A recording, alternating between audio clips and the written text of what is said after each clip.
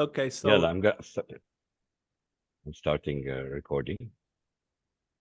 and let's go live. Let me know when we go live, Tarek. That way I Sure. could start the introduction. Sure.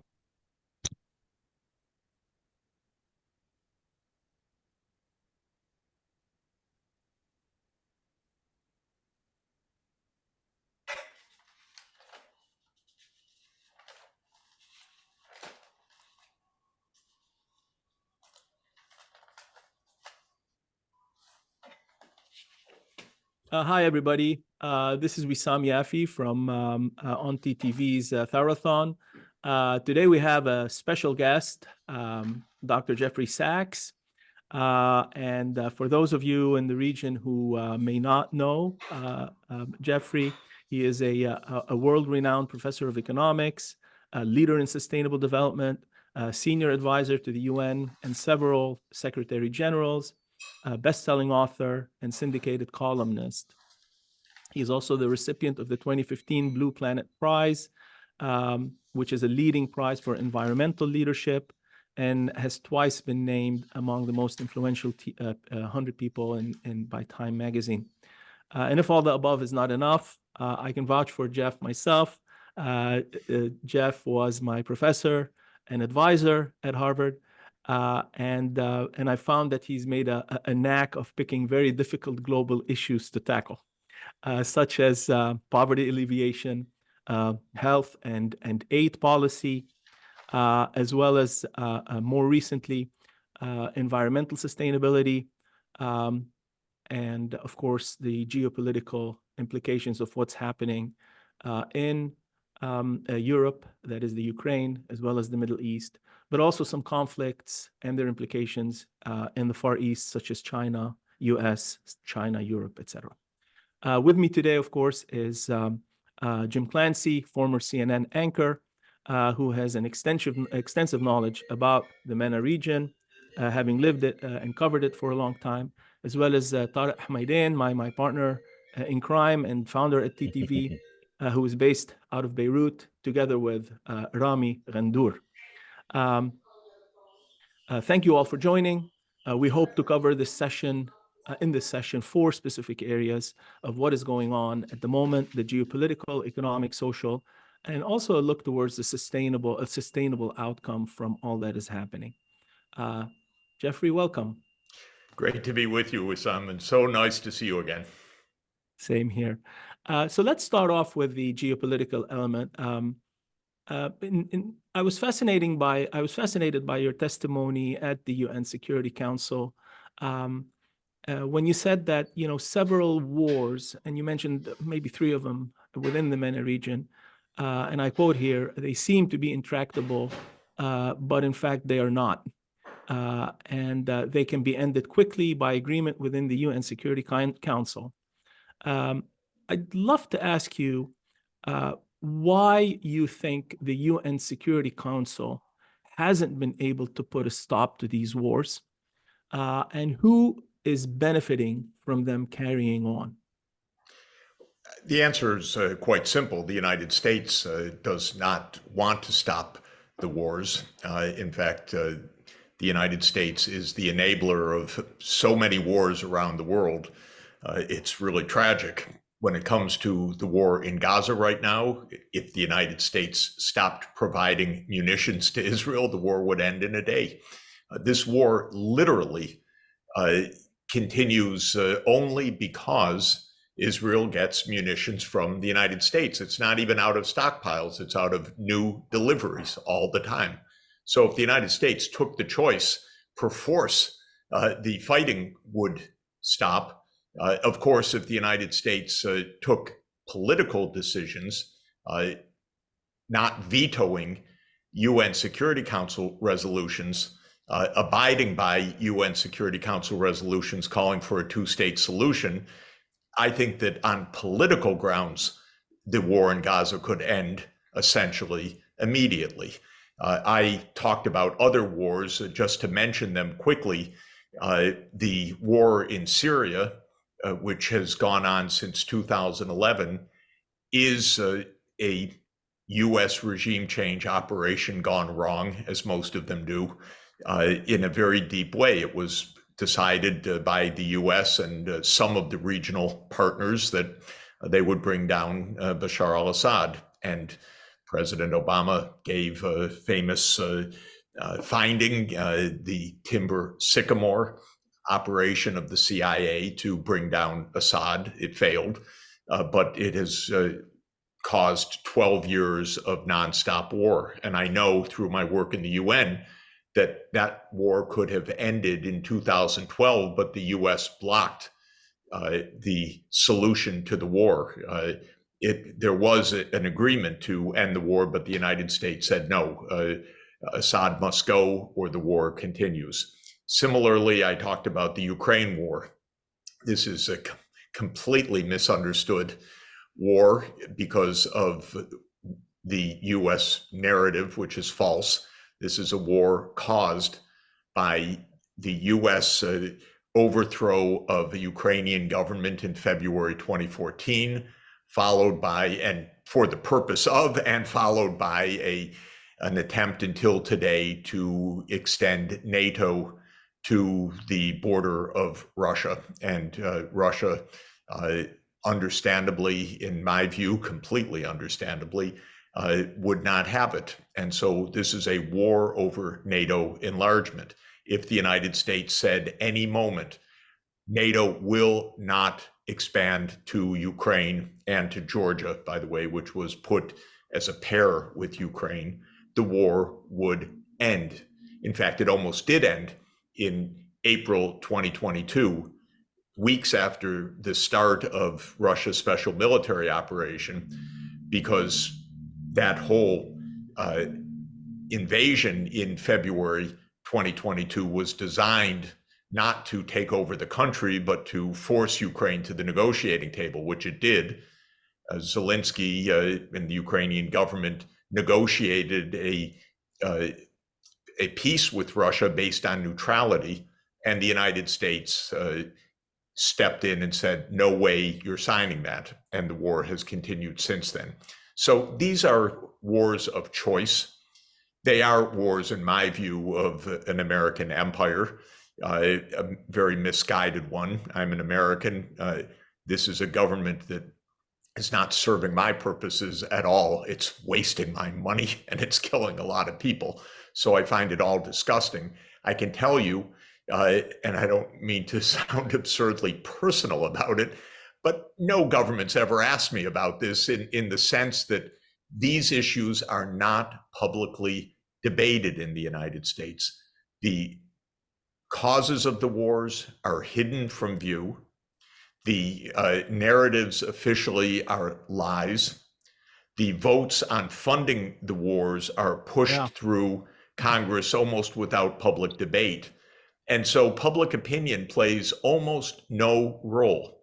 So this is another sad part of this. But the long answer to your short question is these are wars of choice that the United States could stop immediately, but for various political and geopolitical reasons, chooses not to stop at the great cost for humanity and at the great cost for risks of further escalation. So I'd like to pick up on the cost side of things. Clearly, you know, the United States has had to pay a hefty price tag in most of its wars, to the tune of trillions, in Afghanistan, in Iraq, etc.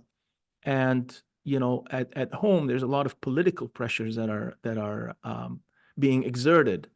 Now, specifically as it pertains to the Israeli-Gaza war, these pressures have really flooded into the streets, maybe not to that degree with respect to the Ukraine or some of the other wars, but with the Israeli-Gaza war, I mean, we've seen, you know, manifestations in LA, in New York, you know, even from all sorts of communities, Palestinian, even Jewish communities, all kinds of communities.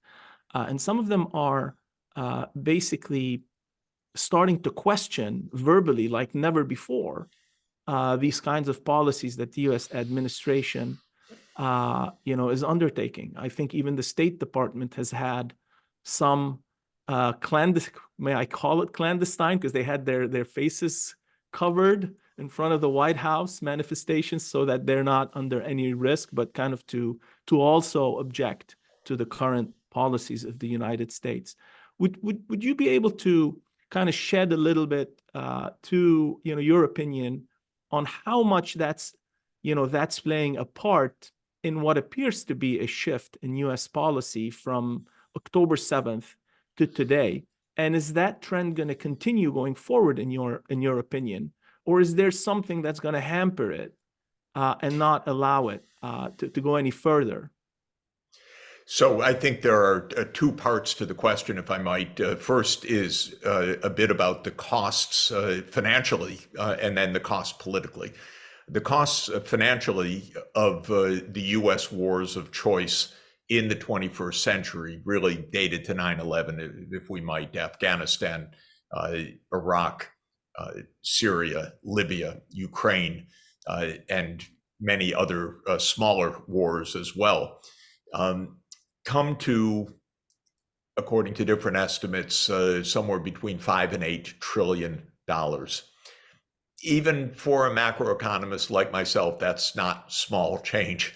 This is 25% or 33% from a quarter to a third of the U.S. annual output. Now, the reason that these wars have been able to be prosecuted at such cost and with no positive results for America or for the world is that they've been run on credit. If an American president said, "We want to fight the war, we're going to raise your taxes to do it," the wars would end in one moment. So these are wars that are fought on deficit finance. The debt has been rising. The U.S. debt, public debt, that is, the debt owed by the Treasury, measured as a share of our U.S. national income, has increased from about 35% of our national income to about 100% of our national income between the year 2000 and today. This is a huge increase of debt, but it is not noticed up front because it is adding to the tab that's coming due. It's not an immediate burden. And similarly, of course, if there was even a breath of anything like a draft of actually Americans serving in any of these wars by a draft, they would also end in a moment, because the public doesn't support any of this. But these are wars that presidents are able to carry out essentially on their own personal authority, with a bit financed by Congress. Why? Because it's not noticed by the American people, and it's very popular with the military-industrial complex. After all, these wars are big business. This is no question part of the story. You have Boeing, you have Lockheed Martin, you have Northrop Grumman, you have General Dynamics, you have Raytheon, 5 big companies that have hundreds of billions of dollars of arms contracts. And they spread that back to Congress, especially to the Armed Services Committee. So we have a can I say, a shitstorm in our politics, because it's so corrupt now. And even, I shouldn't say even, Biden, who is not a very impressive politician, to say the least, in trying to make the case for aid, actually doesn't make the case in terms of ethics, morality, safety, security, but he shows where the weapons are being produced and where the jobs are in the different congressional districts. So it's pretty crude stuff.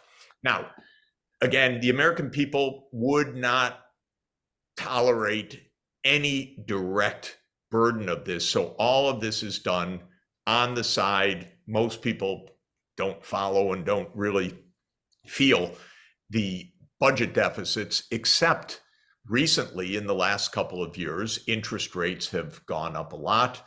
U.S. credit ratings have come down. House prices, mortgage costs are going up. So people are starting to also even make that financial link, even though all of this is debt financed. They're saying, you know, I'm feeling the pain from this. And of course, if they factor in the trillions of debt that is going to have to be paid in the future by taxes or by inflation, they would feel it even more.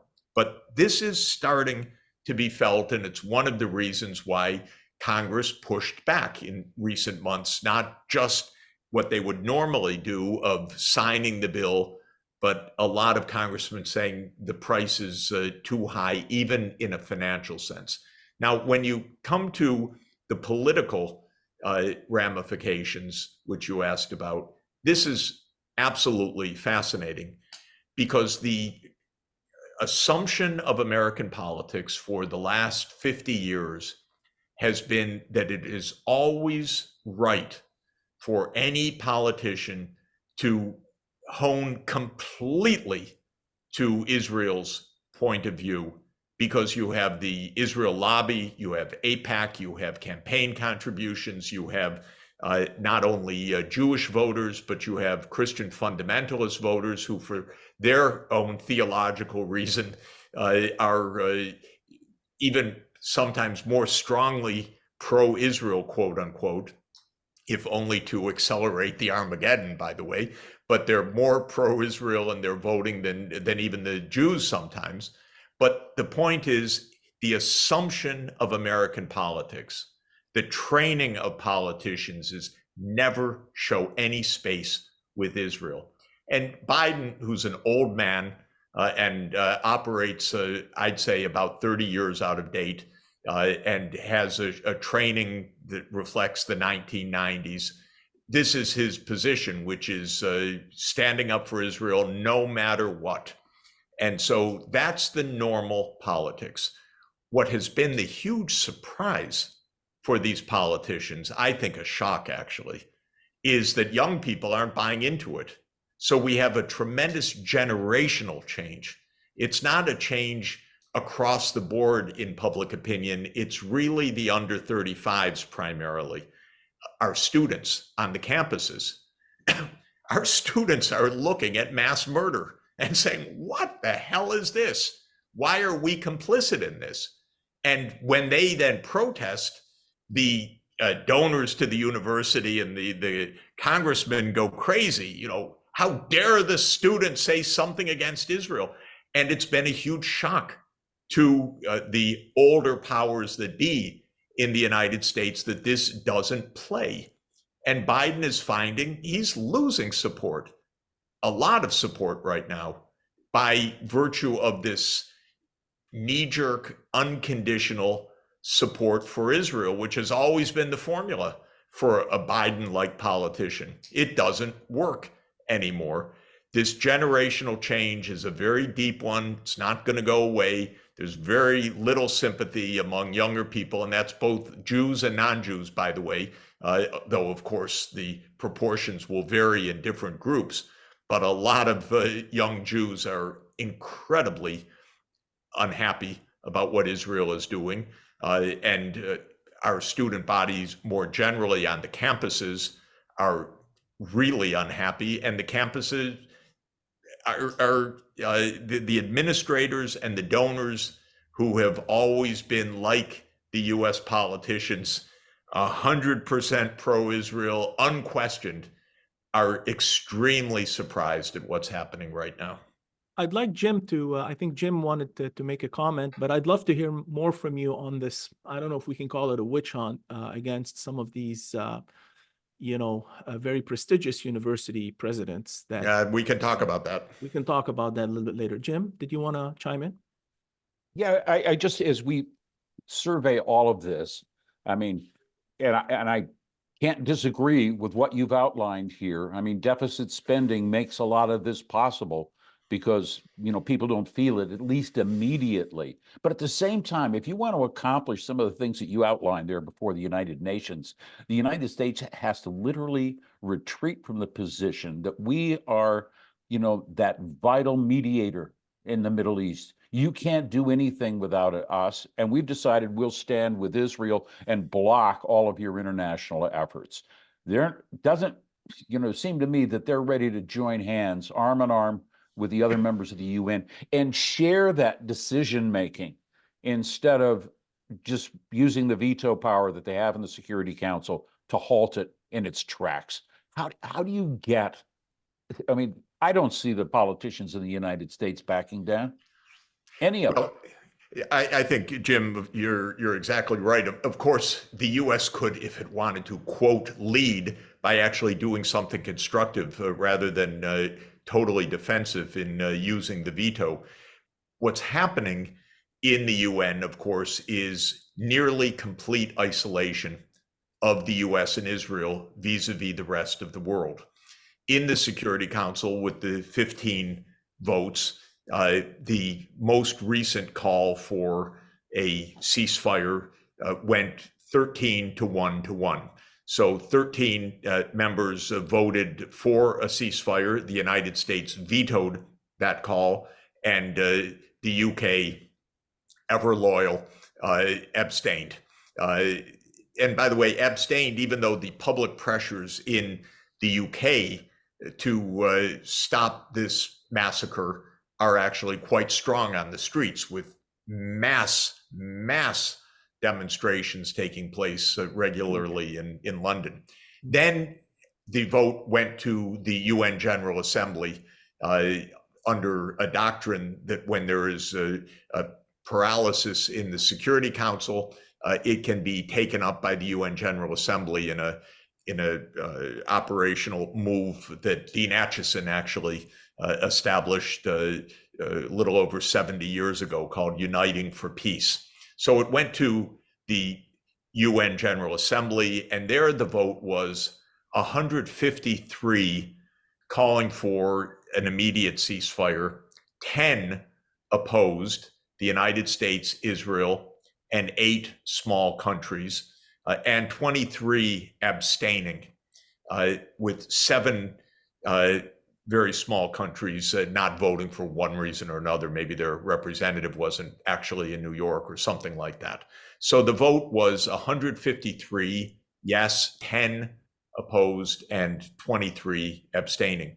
If you calculate the populations in each of those categories, turns out that in the 153 governments that voted for the immediate ceasefire, that's 89% of the world's population in the countries of those 153 votes. The countries in the no vote, the US category, is 5% of the world population, of which the US is 4%, and the other 9 countries, Israel, Guatemala, Paraguay, and some really small islands, that turns out to be 5% total, and we're 4% of that. So the countries that joined the US on the vote constitute 1% of the world population. Then the abstentions is another 5% of the world population in those 23 countries. And then the 7 not voting is a little under 1%. So you get 100%. And my point is, just to finish the point, the US is essentially isolated now. That isolation is going to actually intensify in the coming weeks. The US is basically, Israel always says, we don't care. You're all a bunch of anti-Semites or whatever they claim. But the United States does care. To be completely alone in the world, other than with Israel, really hurts American interests all over the world. And that's what's actually happening right now. So my view is this pressure is going to continue to intensify. We're seeing a mass slaughter every day, and the vote isn't going to be 153 next time. It's going to be 165 next time, or 170, because we see even the likes of the UK, France, Germany saying we need a ceasefire now because they're hearing it from their own publics. So the United States is basically standing alone next to Israel, and that's it. Dr. Sachs, why hasn't there any effective carrot and stick policy with Israel. Like we've only seen reward after reward, but we haven't seen. Yes, there is no stick because the American politicians want to show that they're on the side of Israel. That's been their traditional modus operandi. And this is the main point. They're starting to realize it doesn't work. It doesn't work for geopolitics. It doesn't work for their own vote. It doesn't work for the public. So I think that there is some worry, because also what's happening, what we see on the videos, what we see in the television every day is beyond shocking.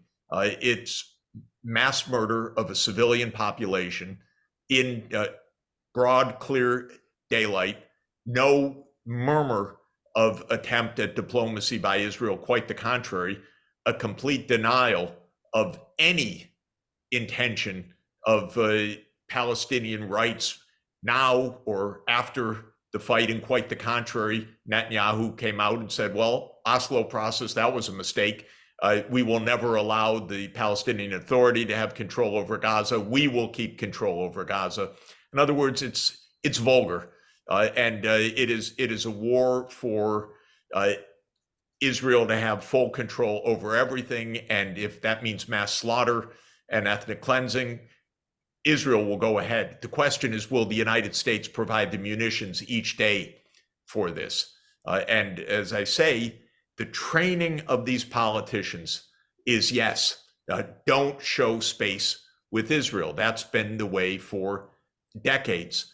The vulgarity of this and the criminality of it and the fact that it doesn't play with the public and the isolation of the United States in the world will force a re-examination of these basic precepts.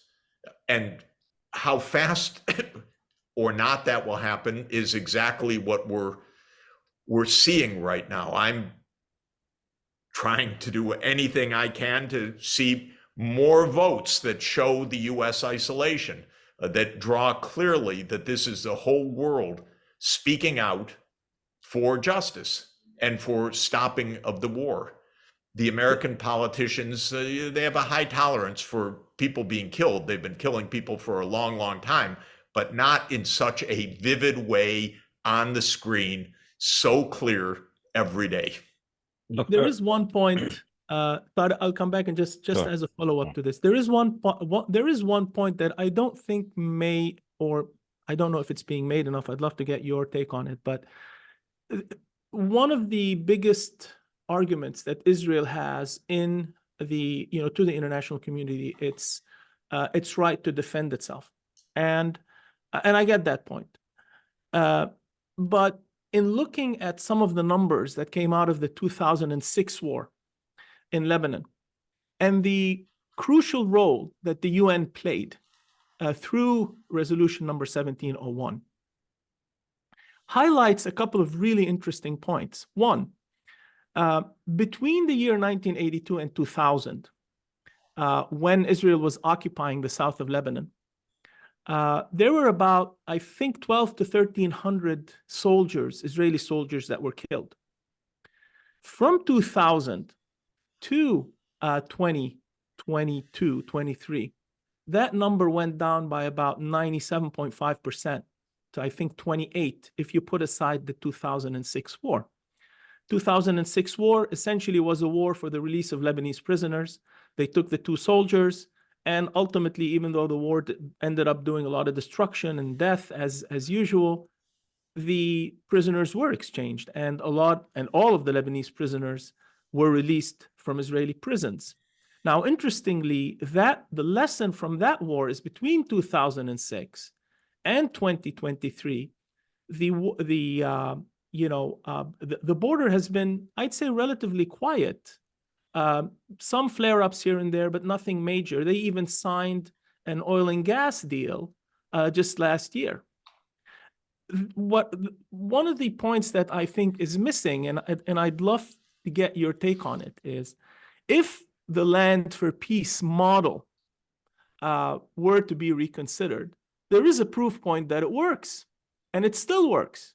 It worked in Egypt, it worked in Jordan, it worked in Lebanon, and it reduced from the amount of Israeli deaths, as proven by a 97.5% drop in the amount of dead Israeli soldiers. I'd love to get your take on this and the important role that the UN, through 1701 and so many other resolutions, played in making it happen, and whether there is such an opening now, notwithstanding the US reticence to actually, to go for it along UN lines. Well, you make a very good point, and it is, of course, my own position that we should move immediately to the two-state outcome. My own proposal is that the UN Security Council should immediately vote Palestine as the 194th UN member state. It could do that in principle next week, because Palestine made its application in September 2011. It's been pending for a dozen years. The first application was blocked by the United States. Palestine accepted observer status under US pressure. But now I think under the current realities, the Security Council should try, and probably the US would veto it, but I would try anyway, for an immediate recognition of Palestine as the 194th UN member state based on the borders of the 4th of June, 1967, as called for by all relevant UN Security Council resolutions going back to 242 and 338 and many, many others since then. So this is what I would recommend, and I do think that it could lead to peace. And of course, the fact is that the Arab Peace Initiative, which was first launched in 2002, is exactly predicated on this. The Arab states have said repeatedly, we will normalize relations with Israel, we will make peace with Israel, based on a two-state solution on the 4 June 1967 borders. And when the Arab and Islamic leaders met in Riyadh about a month ago now and issued the declaration, they cited the Arab Peace Initiative of 2002, which has been repeated many times since then, and they reiterated in their own words. And importantly, that included Iran as well as the Arab countries, that peace is possible. There needs to be an immediate end to the fighting, and there needs to be a state of Palestine, sovereign and with the borders of June 4, 1967. So this, to my mind, is the right approach. Now, why isn't it happening? Well, it's not happening precisely because this government in Israel, and arguably just about every government of the last 50 years, isn't really interested in that kind of peace. They're not really looking fundamentally for that kind of security in which they have a normalization of relations with Arab countries based on two states. They're really looking for one state. They're really looking for one state, that is Israel, which, as they say, using biblical terms, includes not only present-day Israel, but also Judea and Samaria, meaning the West Bank, and Gaza. And so that's what this is about. Of course, what's happened in Israel over the last 50 years is that it's become more and more and more right-wing and extreme nationalist. And the Netanyahu government is an extremist government by any account. It's not even close. There's nobody in the government that talks about two states. Quite the contrary, Netanyahu said very explicitly, no way to two states. And some of the senior cabinet ministers, like the finance minister Smotrich, he He calls himself a fascist, by the way. Maybe in a jocular way, but he says fascist. Yeah, sure. And his party is the party for so-called Greater Israel. What does Greater Israel mean? It means that Israel will control all of the territory of Palestine and present-day Israel. So this is very deep politically. You have Gallant, the finance minister. You have Ben-Gvir. You have Smotrich. You have Netanyahu. These are the leaders. They're not fighting a war for Hamas. They are fighting a war for Israel to have full control over Gaza and the West Bank. And that's why they're not saying, well, if Hamas would somehow be defeated, we'd go to a two-state solution. Exactly the opposite. And this makes what they're doing not only war crimes per se, but nonsensical. All the more vile. There's no endpoint to it. It's pure war, pure ethnic cleansing, and that is their vision. Yeah. Tarek, did you have a question you wanted? Yes. Dr. Sachs, I have a question about the journalists, killing of a journalist, targeting journalists in Gaza yesterday or before yesterday. There were number 92 journalists were killed in Gaza, and in Lebanon 5, and in total between injured and had over 100 journalists been killed between Lebanon and Gaza. There is any UN resolution can be done for immediate stopping of killing of a journalist, or any way to defend these free press, free word that they try to give us insight what's going on. It's really first time we are witnessing that, and Jim can also can add on that question. Why the targeting? Why they killing journalists? Journalists are they are on the front line wearing journalist press. They're visible. They are not hiding. They are there, and they are shooting them. And there was an investigation by Reuters recently, because one of the journalists were killed by Reuters here, and it was targeted to kill the journalists. They were. What's your take on that? Wissam Abdullah. Yes. Yeah. His name was the journalist that was. My take is that Israel does not want this story told in any way, because what we see when journalists tell this story is war crimes and murder, and whether somehow that despicable action would lead to an outcome at the UN different from quote, merely, unquote, bombing hospitals, schools, killing children, killing women, starving the population. I don't know how one would make the rankings of these crimes. They're all horrendous, and they're all unconscionable, I should say. And any one of this list should be immediately sufficient for a world that claims some even modicum of civilization to call a halt to all of this. But let me just remind everybody the point you raise is very important. For the first time, targeting journalists, this has happened in the past. This has happened in other places. But I don't know about you, but I have never seen journalists targeted along with their entire families. I mean, this is a new dimension here that shows the anger, the revenge motive that's underway, because war crimes have not just been committed on the Israeli side. They were certainly committed by Hamas as well. They stunned Israel, and we've seen the response, and it is bitter to witness.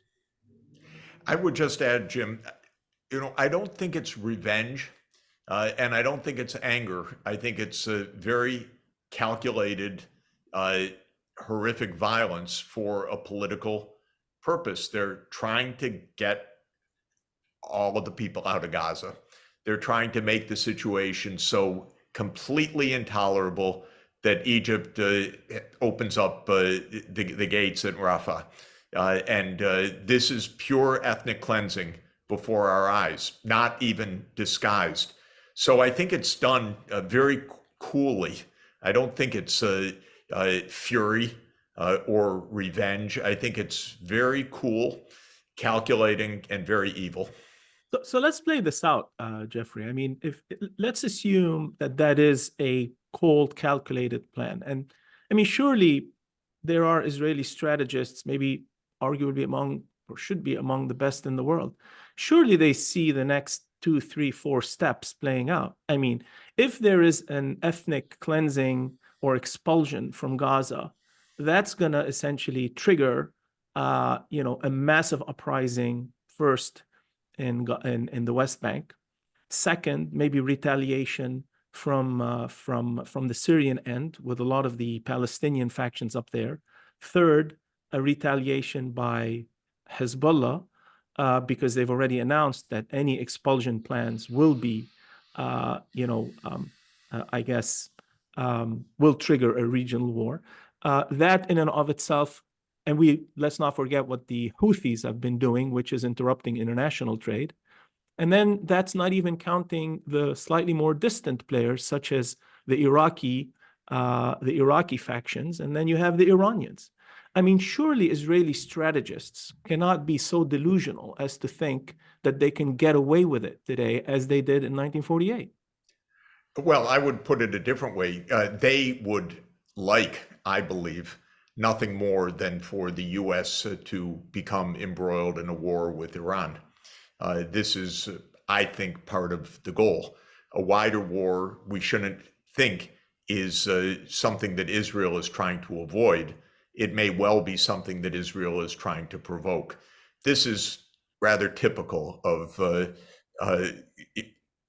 I don't know who the client is. I was going to say a client state manipulating a great power. I'm not sure who really the client is here, but Israel manipulates the United States, and it's happy it's got those aircraft carriers in the Red Sea and the Mediterranean, and now it is hoping, I think, that this could be the chance of Netanyahu's long-held desire that the United States would join a war against Iran.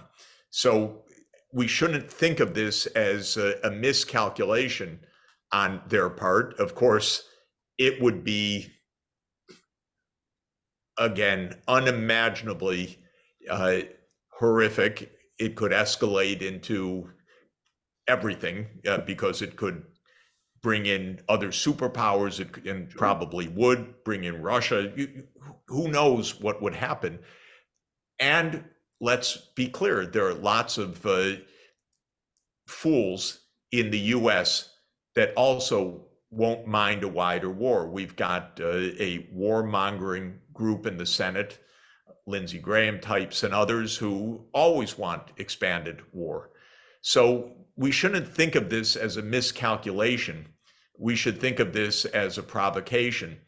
If it's maybe the ethnic cleansing will work, maybe it will lead to a wider war. Either way, not so bad, says Israel. Of course, their real miscalculation is a different one, and I think it is a very serious one.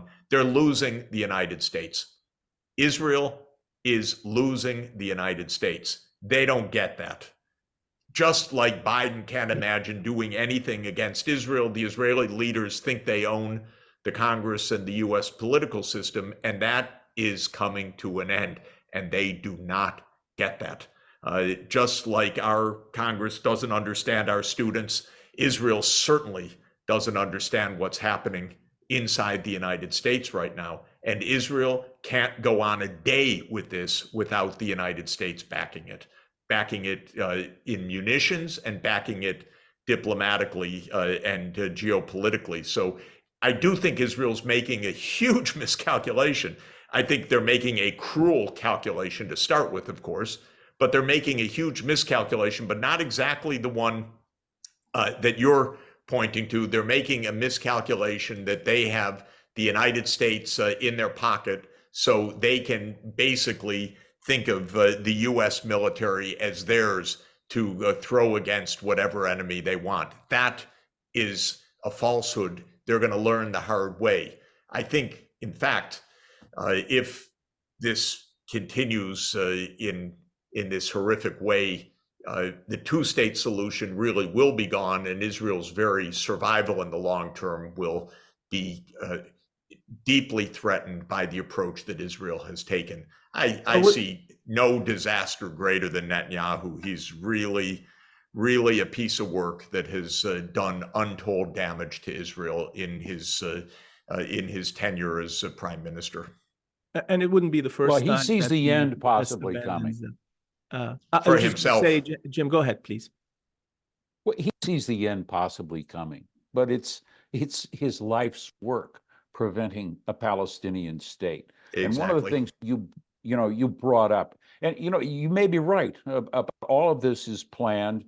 I don't like to engage in conspiracy theories, but was it all planned in order to lead to another Nakba where Palestinians could be expelled out of Israel? And certainly some cabinet ministers have basically proposed that, saying that Western countries should accept Palestinians in to give them shelter so that they have a future in another place, because they don't want them to have a future. But you tried to talk a little bit before the United Nations about what we need to do to rebuild. The day, even if, let's just suppose that there is a ceasefire coming, and what do we do on day 2? Gaza is all but gone. You talked about getting 10% of the defense budgets of leading countries around the globe to invest in a sustainable reconstruction of Gaza and the Palestinian occupied territories. But, how do you get people to go along with that? Because remember, I mean, when they're doing deficit spending, somebody's benefiting, meaning Raytheon, at Omnia. They're benefiting from all of these wars. And if you stop that, if you take away 10% of that, that is a lot of money. People are going to suffer for years and decades out of what is happening in these days, without question. The loss of life, but the destruction of hundreds of thousands of homes, the dislocation of 2 million people so far. This is devastating, and the destruction in Gaza will have a price tag that under any circumstances the world will not cover. So people will suffer and will be dislocated and impoverished and without any ultimate solution or compensation to this. But what will happen, and it will drive me crazy, by the way, thank God the day the fighting stops, then we'll have a donors conference. And the governments will get together and say, oh, we're going to commit tens of billions of dollars to rebuild what was just destroyed.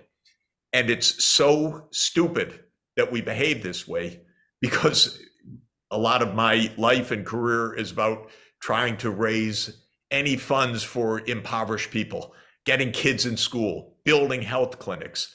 And the idea that you bomb places and then throw the tens or hundreds of billions of dollars at what you just willfully destroyed, but you would never come up with such funding for just helping poor people in the first place is the reality.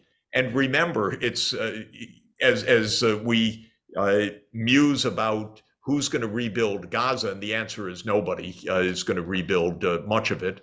The Ukrainians, they actually hold meetings thinking, oh, we're going to have a $750 billion fund for the reconstruction of Ukraine. Yeah, good luck with that one too.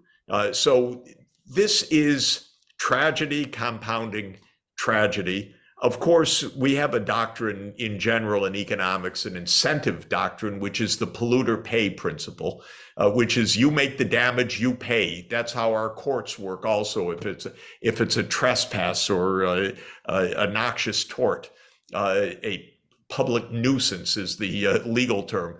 Israel should pay for this. It destroyed Gaza. It should pay for this.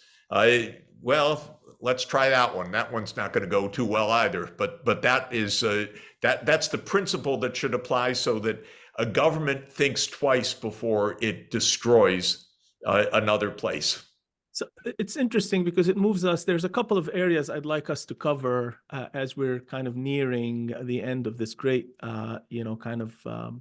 interview, Jeff. One area is the economics of war and peace, and I'd love to for you to comment on the juxtaposition that we're seeing now. On the one hand, you've got the utter destruction of Gaza, which is a fairly small place. I mean, Gaza is not this massive World War II kind of Marshall Plan for Western Europe. It's just basically the size, less than the size of Manhattan. I mean, in the grand scheme of things.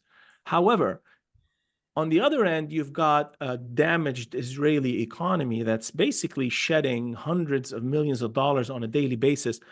by an estimate, it's about $12 billion worth of economic, well, that's not opportunity cost, that's direct cost to the war so far in the 60 days. Add to that the opportunity cost for the 300,000 reservists. And the destruction of the shipping now, which is blocked in the Red Sea, and ships turning away, all of that. And you're seeing a reduction. Even Israelis are starting to leave, which is fascinating. I was reading somewhere that between 300 and 400,000 Israeli, presumably productive ones that don't want to waste their time on nonsensical wars, they're going to go to the West and be productive and safe with their families and stuff. So you've got that also going up. And in parallel, and I know you were just in Doha not long ago in the Gulf, and you're seeing this unbelievable wealth creation that is happening in Saudi, where essentially there's been a doubling of productivity just by allowing women to enter into the workforce. And you've got, all that going on in the Gulf, just a complete buildup of that. And if we look at some of the demographics, we're looking at what, maybe 20 years ago, the Arab world was about 220 million. Now we're about 470 million. And by some projections, the MENA region is going to be 770 million by 2050. And you're seeing this juxtaposition, of these stories. How do you see that playing out, And can really Israel sustainably, from an economic perspective, still sell itself as being this strategic beachhead for the United States at a time when the United States, if it so wanted, has an entire region that's larger than the actual landmass of the United States itself, with potential 770 million people that it can alienate or pacify? I mean, how do you see that in your mind playing out? Well, I think there are a number of issues here. First, this is very, very costly for Israel, and that's good because maybe it means that Israel will stop what it's doing.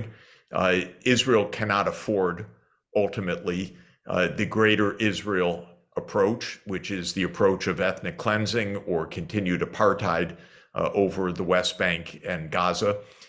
It doesn't know that yet. It can't sustain U.S. backing for that. It can't sustain the isolation that will come from that. It can't sustain the ongoing fighting that will come from that. So that's one part.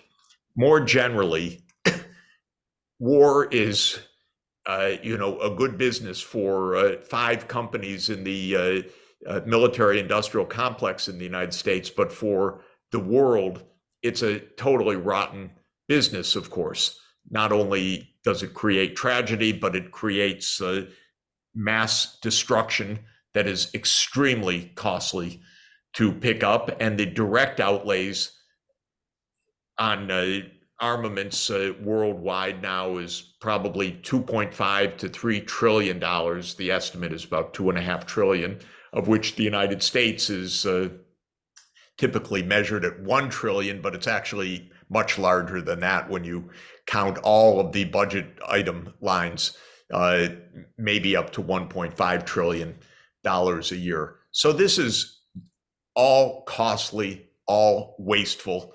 I every day invoke Isaiah, the 8th century prophet whose words are on the wall just across the street of the UN on First Avenue, chapter 2, they shall beat their swords into plowshares and their spears into pruning hooks. Nations won't make war on nations, neither will they learn war anymore. He's speaking economically. We should be transforming our armaments into productive activities. This is unbelievable waste, stupidity, and danger, what we're doing. Again, these wars could end essentially immediately, because I also like to quote Karl von Clausewitz, the war theorist in Germany after the Napoleonic Wars, who said that war is the continuation of politics with other means. And his point was that war is a kind of politics. So I say, look to the underlying politics. The underlying politics of the war in Gaza is, will there be a Palestinian state or will there be greater Israel? Well, the only answer that can possibly lead to peace is a Palestinian state. And we should cut to the chase and go straight there. As I mentioned, when we look at the war in Ukraine, the underlying politics is the United States trying to push its military to the border of Russia, to surround Russia in the Black Sea, an idea that Zbigniew Brzezinski described in detail in 1997, and that the US has been trying to carry out. It's led to disaster. Again, it's politics.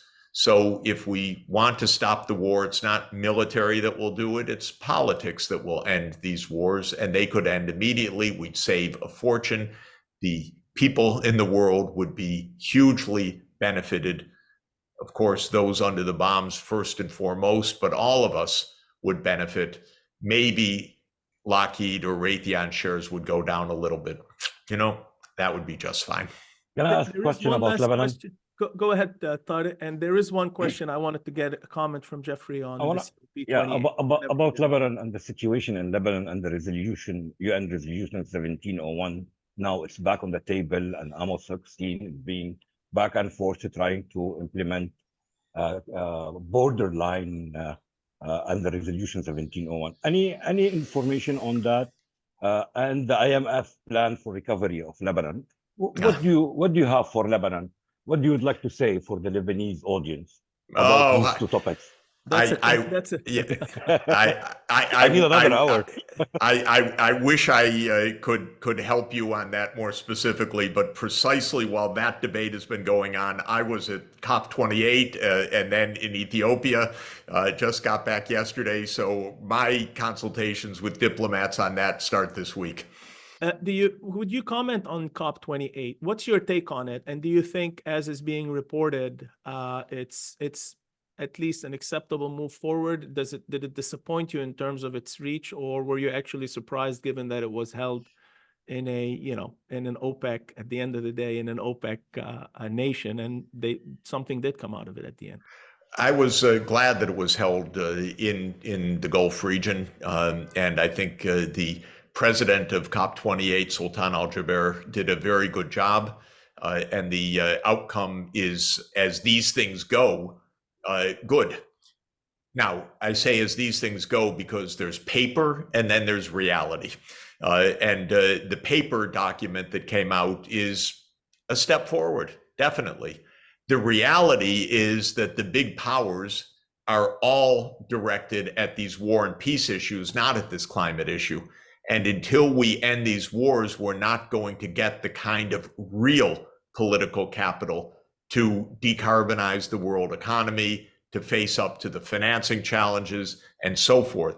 So I go to COP meetings, all these Conference of the Parties each year, and they're big, interesting jamborees. There were nearly 100,000 people there.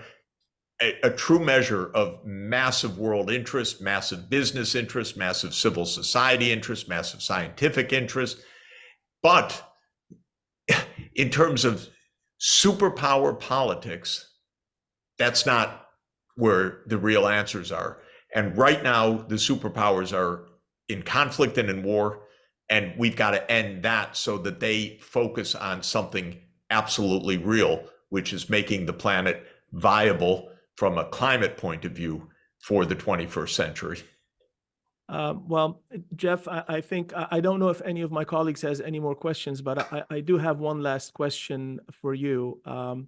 And it's something that I heard you say, which was, you know, obviously I've known you for a long time, but it's still impressive. It's you stated, and I quote, "Peaceful coexistence is about mutual respect, not to believe that one is the chosen one to rule in a particular place or to rule in every place."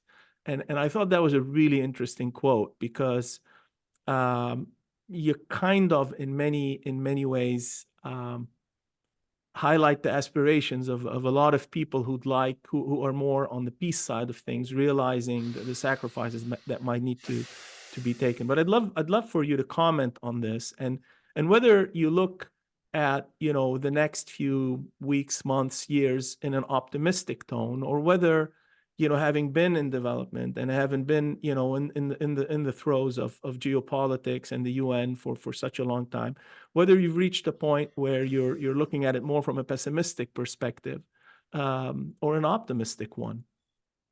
Let me mention two things. First, immediately in the Israel-Gaza war, those Israelis, and that includes this current government and the cabinet, that believe that Israel has the right, and they would say a God-given right, to rule over the Palestinian people or over the Palestinian territories, is the essence of this conflict, and it's unacceptable.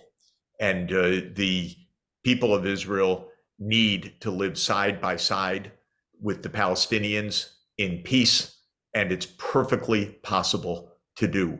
But they have to give up their aspiration to rule all of the land. And some Israelis believe that's what the book of Joshua gave them, or some biblical interpretation, and it is has to be put aside. Nobody has that right. Not from God, not from a book of the Bible. People have to live decently, and they have to respect each other. And that's the only way we can survive on this planet. When it comes to the United States, it's even more grandiose. The United States ideology is, and Biden repeated it recently, the US is the indispensable country. It's the country the world looks to for leadership. This is false. It was always false. But in the heyday of the 1990s, when the Soviet Union ended, maybe there was maybe that delusion could be at least a little understood. Is the US really the country the whole world's looking to right now, when it stands alone against the rest of the world? Of course not. The US needs to learn to cooperate. It needs to learn to put aside its own delusion of hegemony.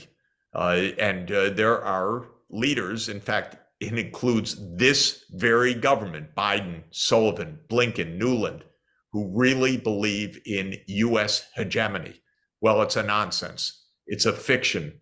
It's worse than an anachronism, because an anachronism would imply that it was maybe once true. It was never true. And so this is the similar kind of terrible falsehood that needs to be put aside if we're going to get to peace. Doctor, last word. Is the UN time for reshuffling, time to restructuring, time for new laws for the UN to be more effective, to be able to defend these people? It's time for change in the UN?